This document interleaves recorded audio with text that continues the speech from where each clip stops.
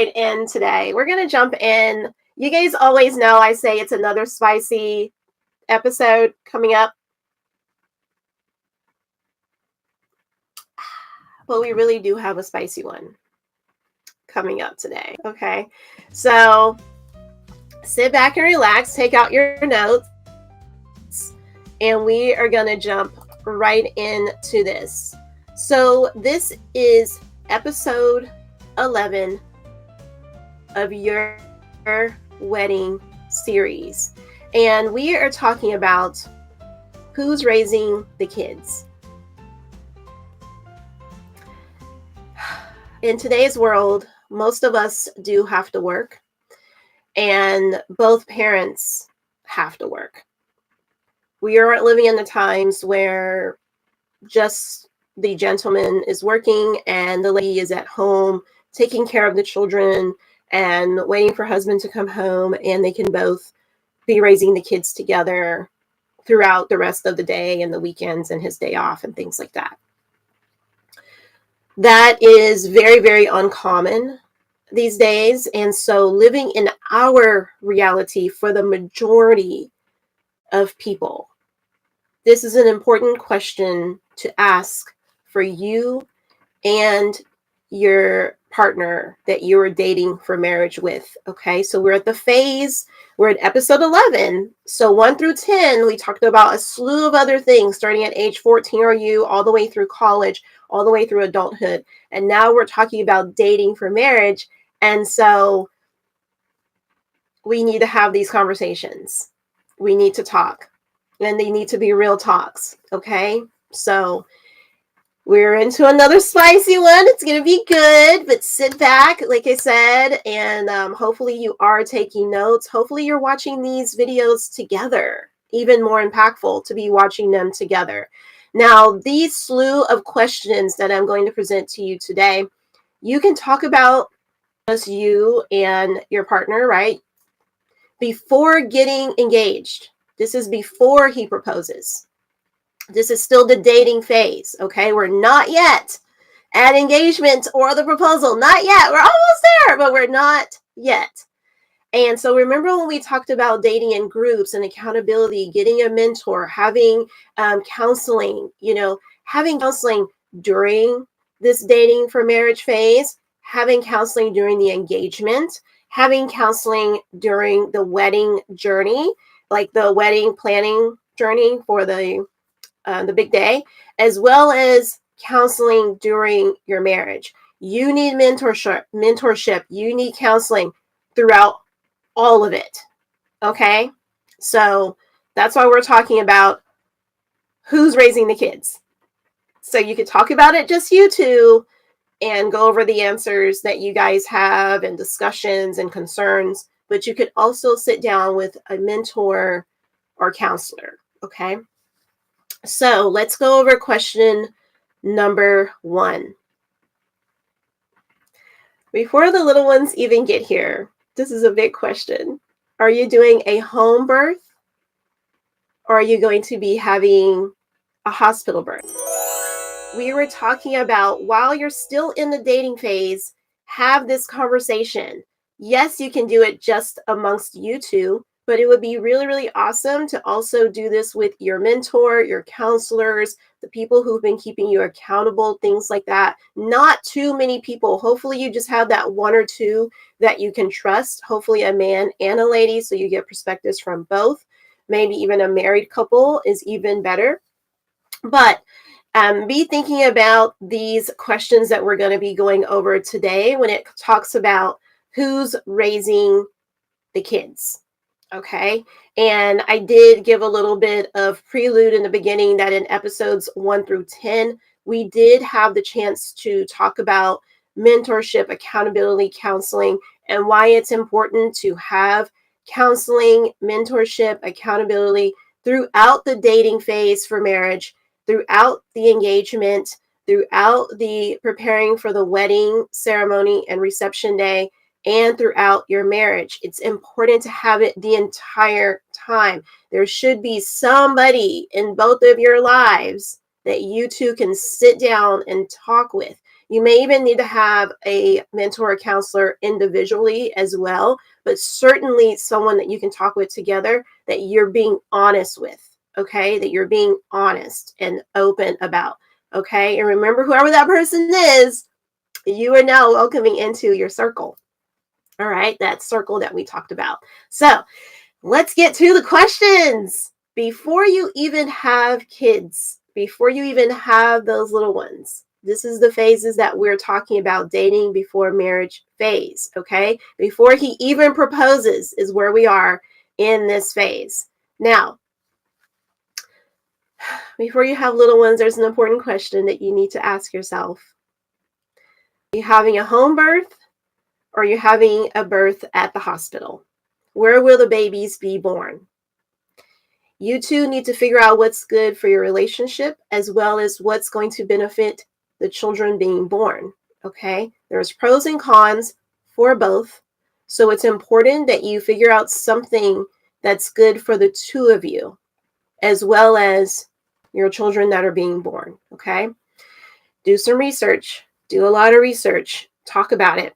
Number 2, feeding. How are you going to be feeding your newborn baby? Will it be natural feeding through the mom, or will it be a bottle feeding with, bottle and formula, milk, things like that in that capacity, okay? So be thinking about these things prior to. And the reason why it's so important is because maybe one of you have a really deep view on what you would like for a childbirth and a deep view on feeding. And maybe it doesn't align with the other person, right? So it's important for you both to get to voice how you're feeling and then come up with a plan.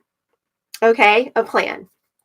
Remember, you're just dating for marriage right now. Not just, but it's important. This phase is so important because you're not married yet. You're not even engaged. So it's important that you talk about these type of things, important topics, so that when you do get to this point of your marriage, it's not completely like a foreign topic to the both of you, okay? You don't want that. That would not be a good thing. Okay, so here we go. Number 3, question number 3. Who's raising the kids? This is a very, very real question, you guys. Who's raising the kids? Remember we mentioned before that like most people in today's world, both parents are needing to work. Both of them need to earn an income because jobs aren't paying well enough for just one person, the man, to be working, right? For the husband to be working. So, and for the wife to get to stay home and to raise the children. And even when that opportunities were available, a lot of women were having these women movements talking about like, they want to work and this and that, and they want to wear the pants in the family and this and that. And so now look at where we are because of those consequences. You know what I mean? So it's like lower wages and it doesn't match with the cost of living. So barely 2 people sometime are even making enough to even pay for their household. Like, literally, I'm being serious here. I'm going to throw out a number at you, and it's probably going to change depending on what year you watch this video. But renting an adequate apartment, just renting, not even a mortgage, not even a house, just renting an adequate apartment of space so that 2 people can live in it, just 2, a 1 bedroom, 1 bath with adequate closet space, adequate room to have like desk, because a lot of people are working from home now.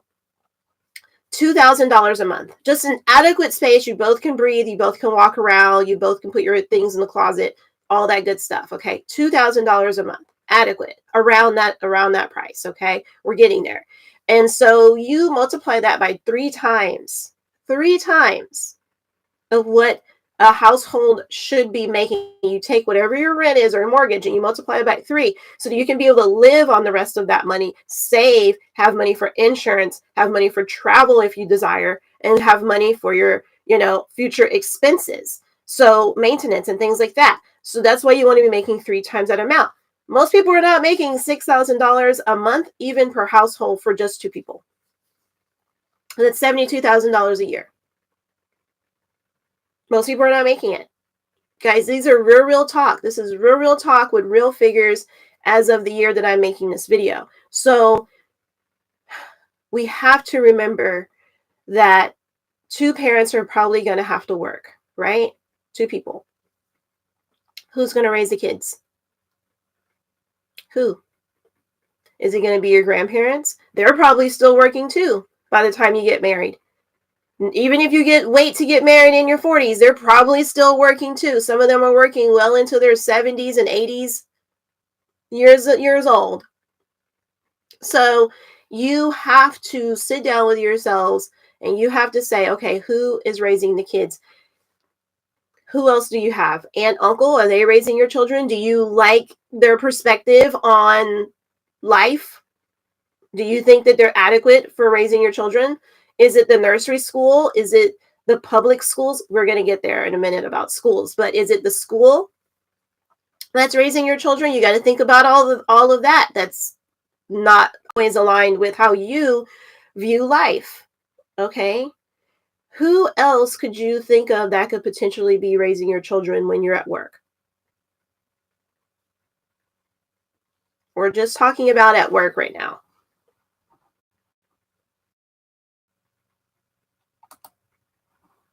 Who else do you think that could possibly be? I will wait, you guys. I will wait because this is very, very, very serious stuff. We need to figure out who's going to be raising the kids. Because you're going to be gone 8 to 10 hours a day, every day, 5 days a week, 40 hours for the, and you have the commute to work. So who's going to be taking the time out to raise your kids? I've already gave a few examples. Okay? Is it going to be the electronics that they stare at all day, the iPad, the iPhones, the phones and all that stuff? Are they going to be raising your kids so that you can also be staring at a screen, looking at social media, or looking at television, or playing video games? We don't want that, guys. I'm asking these questions because I hope that you be real and honest with yourself on who's raising your children. The other thing is, are your children raising themselves? I know that you're not married yet. I know that when you're watching this phase of the videos, this is specifically talking to people. This is catered to people who are in the dating for marriage phase who are not married yet. Or maybe they're trying to get their marriage back on track and get things back in order for their lives. Or you could be also watching this video potentially. Okay? So let's keep going. Let's keep going.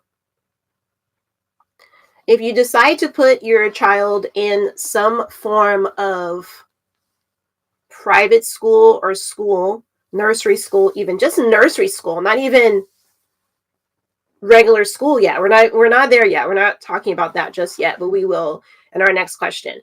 But are you having to pay for that nursery school? Because nursery schools are not for free.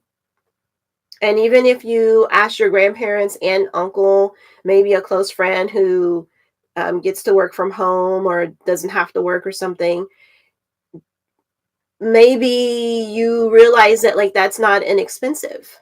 They've got to make a living too, right? They've got to make a living too. So they're raising your child every day for 40 plus hours a week. It's a lot to think about. I wish that we still lived in the time when Adam and Eve were punished and they ate that fruit. And so what happened was now Adam had to labor in the field for their food every day, right? So he was put to work. And the woman's curse was for her to labor in childbirth, for it to be painful. And then obviously, because he's out laboring in the field, now she was going to be doing the core part of the daily raising of the children, right? But then we also were going to have him, the husband, in the evenings when he gets home from work, from being in the field, also being a huge part of those child's being raised and on his days off on the weekends and stuff. So you got to ask yourself these questions. Number 5, homeschool versus public school. That's another one that you got to research. Public school is not cheap. Homeschool is not, public school is not cheap because you pay with the consequences of things that they teach your children. Homeschool, that's not cheap either. You've got to find the curriculum somewhere if you're going to do it yourself. So that's not going to be cheap. Bringing someone in to teach your child at your home for homeschool isn't going to be inexpensive, as well as a private school is not inexpensive. So all of these are going to come at a cost. Yes, indeed. But are you guys ready as a couple when dating for marriage to start discussing putting money aside for said things? Or have you already been planning for this since you were 14 years old? We did talk about how you could be planning for all types of expenses when it comes to your future family life. We don't think about this when we're 14 years old and we're getting our allowances, when we're 16 and we get our first job. Some people are getting jobs at 15 out here on the East Coast. I was really shocked by that because I didn't grow up in this part of the country originally. So I was like, wow, that's early. Where I'm from, it was 16 years old. So earlier and earlier, they're getting us to work, putting aside, or you're just getting it back into your face. So much consumerism going around and people watching all this and buy, but yet they have nothing to their name. Just a bunch of junk, apartments full of junk. Number 6. Are you mentally prepared? Are you mentally prepared to teach your children? When we talk about raising kids, are you mentally prepared to teach your children? Most people are not. They think that they're mentally prepared. They're like, yeah, of course I'm mentally prepared. Like, I know how to act, so obviously I'm going to know how to teach them how to act correctly. And it's like, are you ready? Let's talk about some of the things that you're going to need to be thinking about when it comes to teaching your children. Authority. Are you ready to teach your children about authority? That there's someone over them, including you, obviously. So are you going to teach them how to respect your authority as well as their teachers, as well as their employer when they get a job, their managers, the people who run our country? Are you ready to teach them authority? Are you ready to teach them discipline? Are you ready to teach your children discipline? Are you ready to discipline your children when they aren't behaving correctly? Are you ready to teach them about discipline even when they're not even a child that misbehaves, but just so that they understand what discipline is and what those actions are when you aren't behaving correctly? Even, like I said, even if it's not your child that isn't acting out of line, but when they see other children acting out of line, so that they understand what the consequences should be for those children, even if they're not seeing it being done. Are you ready to teach your children respect? Respect for themselves, because a lot of people don't have that. Respect for their parents, respect for their family members, respect for others in general, their teachers when they go to school, other students, just being a respectful human being. Are you mentally prepared to teach these things? Are you mentally prepared to teach your child how to read? Most parents are not. They're so tired, they're exhausted. They don't want to read to their children in the evening. And then what are you choosing to read to them? Is it just Dr. Seuss books because it's easy for you? Or are you teaching them, different things about life? How to cook, how to clean up after themselves, how to put away their toys? Are you reading to them on the Bible and our foundations and lessons in life? Teaching them about what the Bible says about children. Okay, let's keep going. Are you teaching your children how to write? This seems to now be a novel skill. Something right now. This is so sad and pathetic. But yet they can look at a screen and they can touch buttons. They can put their finger all over a screen. I don't think many of them know how to type, but they know how to, press, start for those movies and video games that they're playing. Guys, it's not good. It's not good. It's dumbing our kids. It's dumbing our future generations. Like, it's so sad. And we're not going to be here forever. So there's going to be a point where those generations are going to be left. And what is this world going to look like for them? Horrible. That's what it's going to look like. Horrible, chaotic mess. Are you mentally prepared to teach your child how to write? Are you mentally prepared to teach your children, their numbers? There are children that are going to school at literally pre-K and kindergarten. That's 4 years old and 5 years old. And they don't know how to write anything, not even their name. They don't know their address to their home or their phone number. They don't even know their mom and dad's real names. They just know them as mom and dad. They don't even know their formal name, like their full name. They probably just know like their nicknames. They don't know their numbers. They don't know how to write them for sure. And they don't know their numbers at all. They don't know their ABCs. Are you mentally prepared to teach them their ABCs? These are simple foundational things that, guess what? Right now, today, 70% of kids that are entering school don't know. They're entering pre-K and kindergarten, pre-kindergarten and kindergarten. 4 and 5 years old can't do any of the things I just listed. Not even one. But yet, they can stare at a screen all day and tablets and electronics, and they can press buttons on there. They can do that. I'm thankful that they at least know how to walk into the school. Thank goodness, because, man, I feel like we're going to get to the point where they're just lying around for the first 5 years of their life and don't even know how to walk or run or ride a bike or go swimming. Children should be learning that stuff.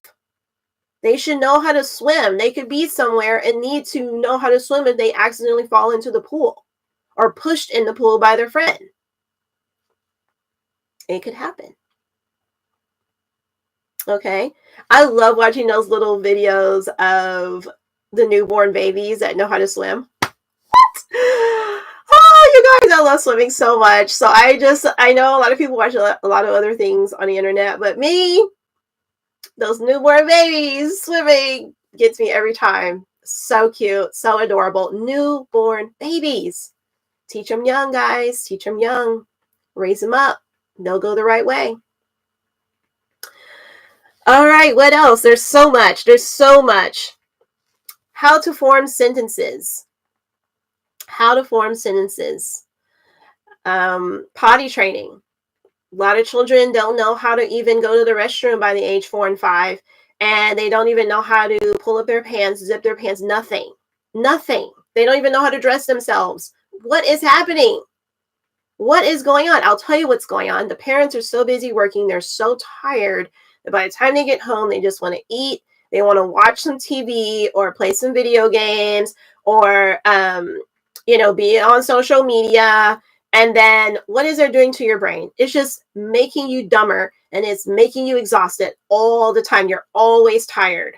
And the first thing that you look at in the morning is the screen. You look at your phone, you see what you missed, you see how many likes or comments that you got from the day before.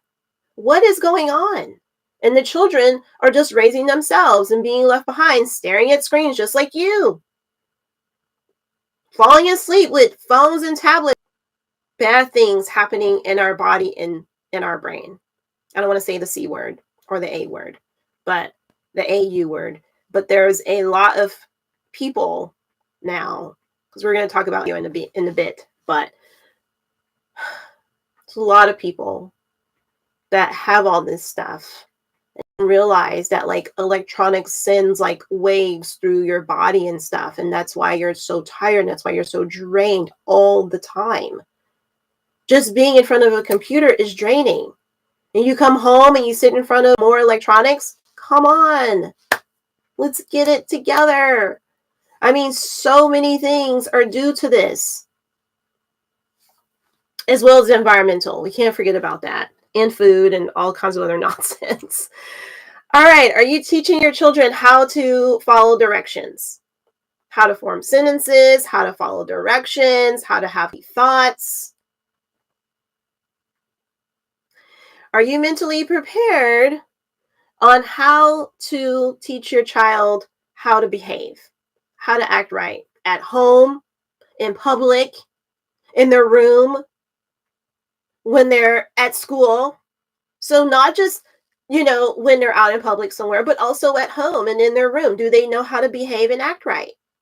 Have you, I'm saying, like, obviously I'm talking to people that are not yet married, but are you ready mentally to do these things? Well, I could be talking to people who are already married and they're trying to get things back on track. Okay. So it's to both of you. Have you taught your children, or are you teaching your children, or are you being prepared mentally to teach your children hygiene, grooming, healthy habits? Okay. A lot of children don't know how to brush their teeth.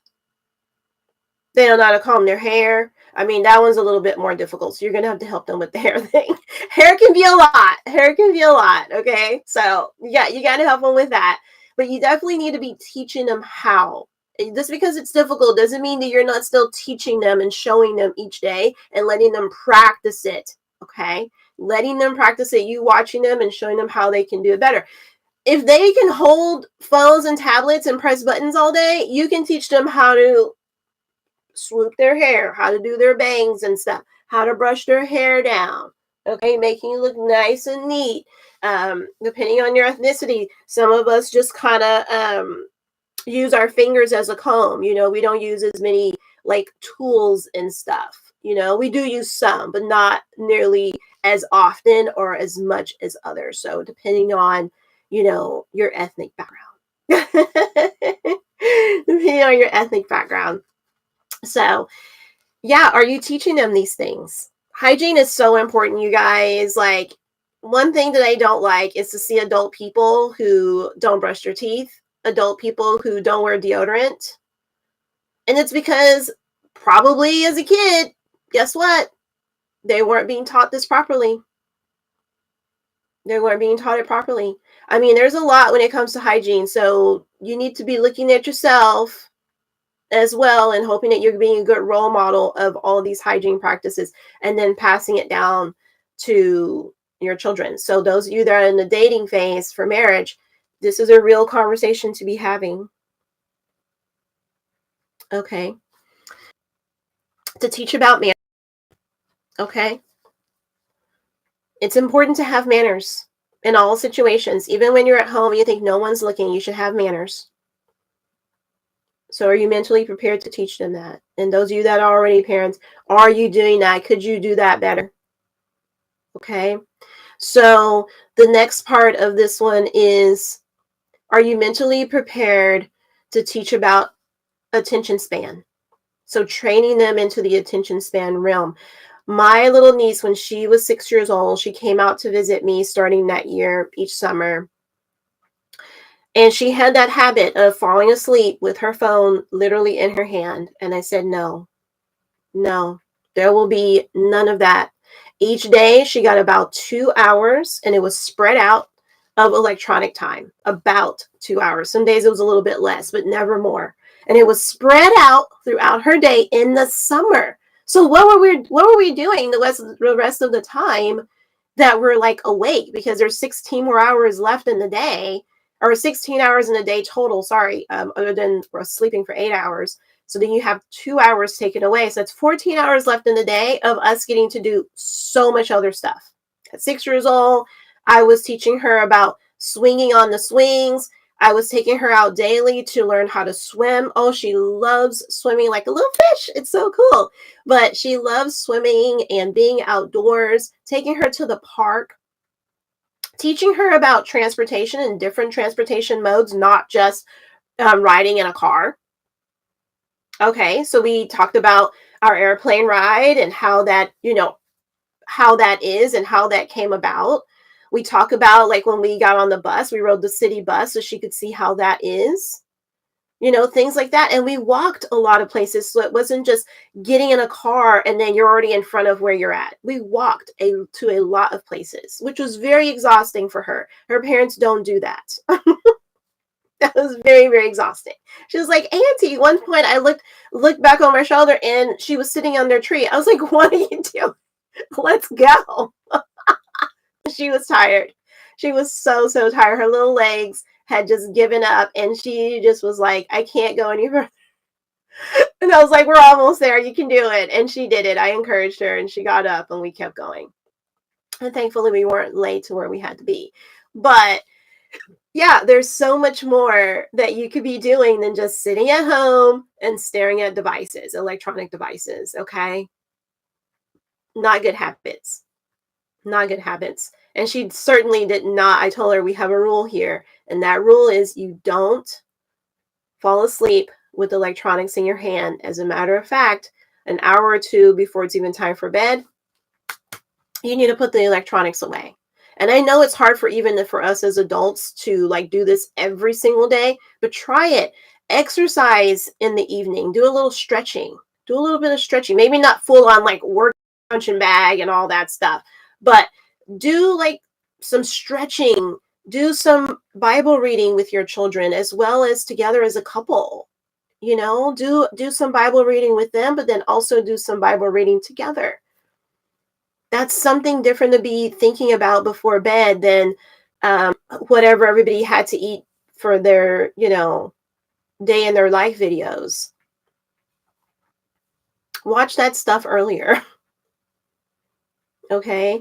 And if you're watching people with hour and a half long videos, I know that sometimes mine can be kind of long too. You might need to break them up a little bit or listen to them more like a podcast while you're at work. That way, like you're at least at work and then you've got something else going. You're not just staring at the screen, looking at YouTube all day, social media all day. I really love YouTube. You guys know that. I'm here. But I don't think that it's healthy for us to be staring at it all day long. Okay. It's doing something to people mentally that's not good. We got a lot more angry people. We got a lot more impatient people. People have no patience at all. That's another thing you're going to be teaching your children. Patience. Patience. The attention span thing is extremely important because of when they get to school. This is a big problem. Children don't know how to listen. They don't know how to take directions. They don't know how to form sentences. They want everything quick. So they're doing these, short 1 or 2 words for answers on things instead of being able to make a complete sentence. They don't have any kind of train of thought or know how to form thoughts because all they're thinking about is the stuff that they're consuming on their electronics. And so, no. Okay. So let's talk about some challenges. Some of the challenges in today's world are definitely a huge reality of what's happening to children because of the things I talked about in number 6. This one is number 7 for anyone keeping notes. Let's talk about some of the realities and the challenges that are happening right now with kids in today's world and how your family can sit down and think about, okay, no, this is not what we want. We've got to do something. We got to turn this around and we're going to start with our family. Okay. A lot of children are having a very victim mentality. Now, no one's not saying that there aren't children that aren't victims of something. Okay. There's a lot that's happening in people's homes and I get that. But for every single child to walk around having a victim mentality so that people can have pity on you, no. So when you're dating for marriage, are you guys mentally prepared to teach your child to not have victim mentality? Are you mentally prepared to deal with this challenge, which is challenges of being a child of ADD or ADHD or autism?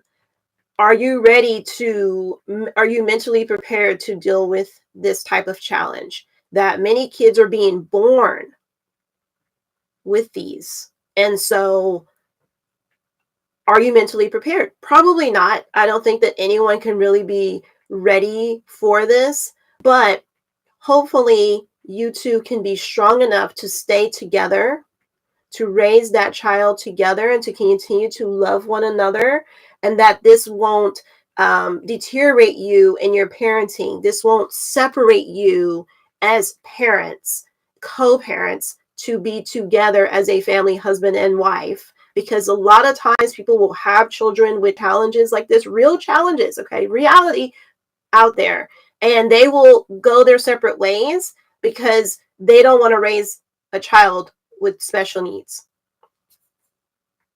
Okay, so that's something for you to both be thinking about right now. That what if that happens? I don't want you playing a lot of the what if game. That's not good for any of us, but it's good to have conversations right now and talk about it. Just start talking about it and talk about your concerns that you think that you would have with that. If you guys are already parents and watching this and you're trying to get your marriage back on track, then this is something that like it needs to be talked about. Don't just sweep things under a rug and everyone's just getting quiet, and then one day someone packs their bags and leaves and never comes back, and it was because of this. Don't do that. Okay? Are you ready to face the challenges of inappropriate behavioral and chaos issues that a lot of children are exuding today? Are you ready to be finding a solution to that? Because even though you may be teaching your child good behavioral habits at home, once they go to school because you have to work, maybe they start to pick up other habits from other children that's chaos and behavioral problems. And are you guys ready to mentally be prepared to tackle them rather than ignore them? So many parents I just see are just looking the other way. Like I saw it with one of my family members recently, and I was like shocked because he's never been like that. But now, as a parent working on his sixth child, he's just like more lax. He's so tired from work and like helping to clean the house because the helpmate that he has doesn't really like to do any cleaning. She doesn't like to do any cooking. And so it's like very, very difficult that he's cooking, cleaning, and raising the kids, and he's working 60 hours a week, and she does not have a job at all. She has no job. But he's working 60 hours a week, and he's one of the ones that actually has a well-paid job. So he's getting overtime. He gets double overtime. He gets holiday pay off, all kinds of stuff. Financially, they're good. But he doesn't have a helpmate. So she's not helping him raise the kids. I mean, they're there looking at devices all day, but she's not teaching them any of the skills that they need to continue to progress as children. This family member that I'm talking about, that's my immediate family member, is the one that has to do that when he gets home from work. So the children are the ones suffering because you got in a very, very exhaustive parent that's trying to do all of it. But that's because he did not take the time to watch episodes 1 through 10.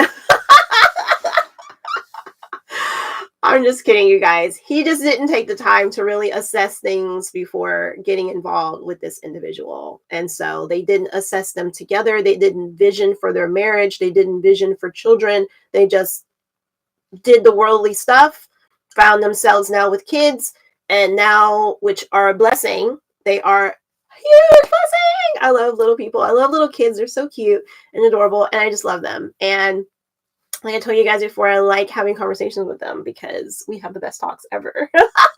You'd be surprised so many things that I've been able to teach little kids because they are a sponge. If you teach them, raise them up right, they will. But I don't know why parents are just, well, I do know why. Like we said, they're tired and they're focus on social media when they're not at work.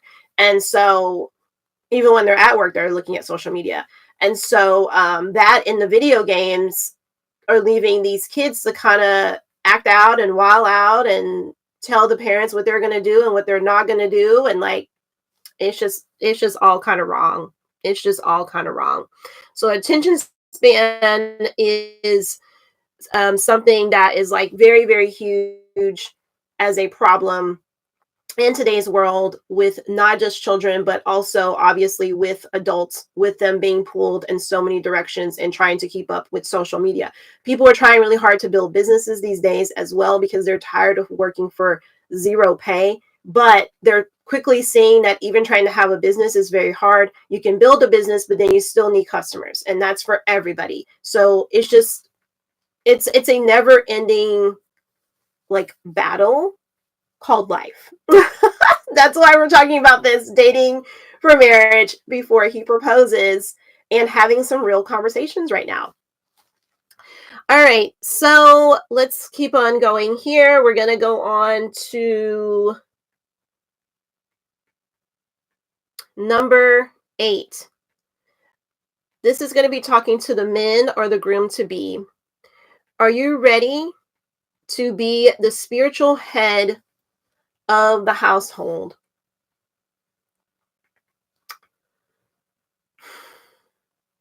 We've talked a lot about this in the past, you guys, and so we're not going to belabor this topic as well, but it's definitely a question to now be asking now that you're dating for marriage.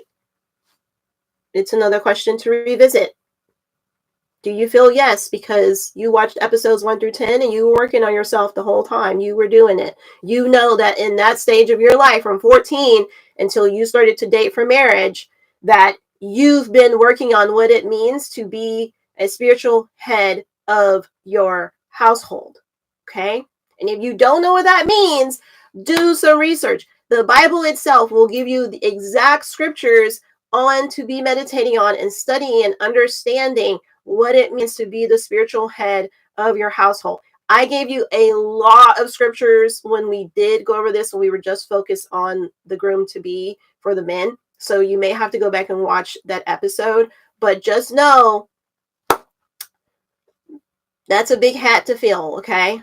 Those are big shoes to fill and a big hat, big hollow hat to wear.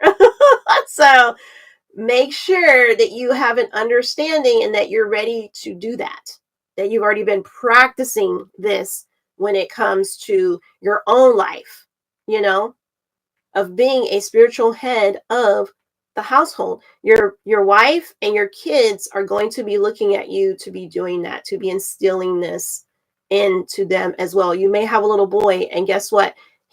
You're going to be his role model, and you need to be instilling this to him so that whenever he gets ready to be dating for marriage, he can ask himself this question, and hopefully it's yes. Okay? For the women, are you ready to be a helpmate to your husband? Okay? To your future husband and to your children. And for yourself, are you ready for that? Something that I want you guys to remember throughout all of this. I know I asked you 9, was it 9? Yep, 9. Very, very, very, very, very, very, very difficult questions when you're dating for marriage to be thinking about. And you may not have all the answers to them while you're discussing it, but it's important that you guys start the conversation, keep having these talks throughout. Hopefully, you will have an engagement. That dating for marriage will lead to an engagement, and hopefully you guys can still be talking about this along the way. That these questions, these type of topics don't get swept under the rug and nobody ever talks about them, nobody ever mentions them, and then all of a sudden you're in those different phases. You're at the childbirth stage where you already got pregnant and you're going to be having a baby soon. Where are you having this baby? You know, if you talk about it now, you don't have to be so stressed out when it comes time when you're pregnant. You see what I'm saying, where I'm getting here? Feeding the baby, you already answered that question. And you keep going down the list of things. Who's raising the kids? Knowing an answer to that question, right? Now, just because your child goes to school doesn't mean that I'm saying that you're not raising your kids, because I didn't say that. I'm saying the majority of the time, because you're going to be at work 40 plus hours a week if both parents are working. Who's raising your child during that time? And then we went on to talk about, are you ready and prepared on how to be raising that child? Mentally, are you prepared? And I mentioned a ton of things in that specific question, as well as going on down, talking about real challenges today with a lot of children, as well as adults.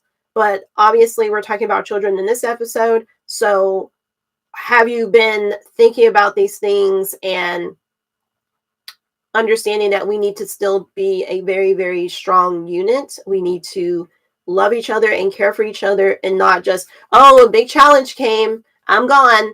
Because guess what? When you have those vows, it's for good or bad, for better, for worse, for sickness and in health. I know that people are writing their own vows these days. My husband and I did not do that.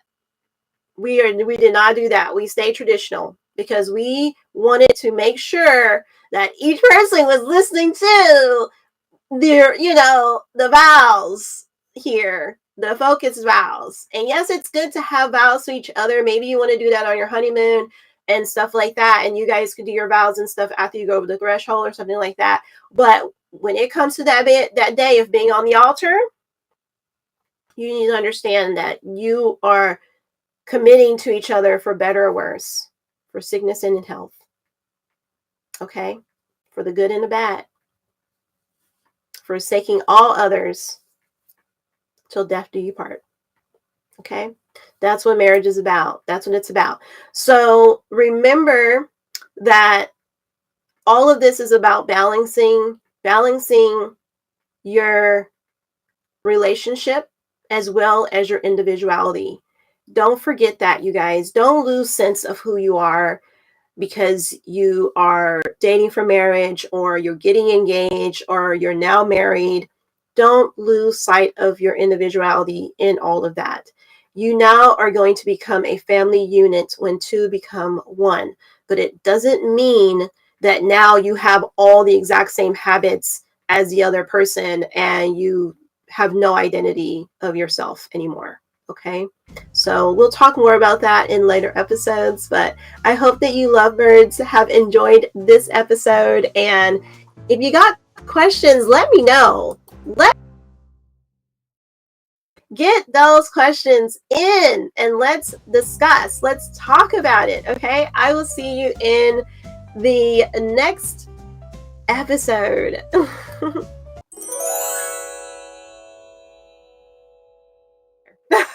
Why am I here? I am a wedding content creator, and as your content creator, I provide affordable wedding videography for all of those events that I just mentioned. So there's like a ton of them, right? So instead of you walking around with your cell phone trying to take pictures of everything and yourself, as well as your guests mainly focusing on taking photos and videos really of themselves, let's be real, get a few of you in your, your groom, but there's no guarantee that that could happen. And so you're like waiting around for pictures to see if anybody got any video or pictures of you guys.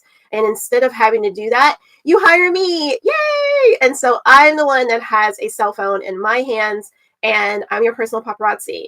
I'm following you around every day, all the time, all throughout all of your wedding series. All right. Not every day, but whenever you have an event, I meant to say. So yeah, so then you get your content back within like 1 to 2 days, which is really, really awesome. And it's a great experience for anyone who is looking to have a content creator at their event. Like I said, more affordable, and you get everything back in 1 to 2 days rather than waiting for months to get something back from your traditional wedding videographers and wedding photographers. Lights, camera, action, baby, strike a pose. Phones and cameras out, just watch it all unfold. We're the stars of the show, ain't no need for filters. Living life through the lens, capturing our thrills. Put away your phones and cameras, let the good times roll. Our content creators got it all under control. From weddings to events, parties, travel and brands, we're living the paparazzi life. It's all in our hands.